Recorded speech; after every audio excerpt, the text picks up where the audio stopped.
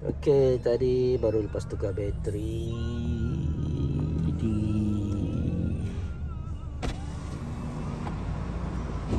bateriku.com. So bateri pun dah waranti, tukar bateri, dapat bateri baru. So bila dia tukar tu untuk Alphard 2021, dia akan naik parking assist unavailable lah. So untuk hilangkan parking ni, error ni, so just drive saja macam biasa untuk beberapa kilometer, and then kita tengok balik.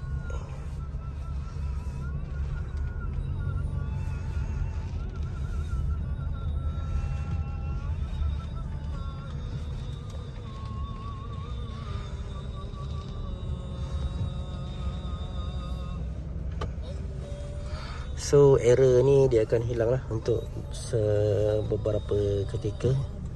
So kita akan monitor balik.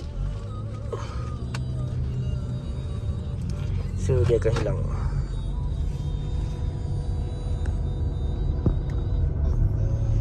Sekarang kita dah jalan. So see, now error code is disappear. So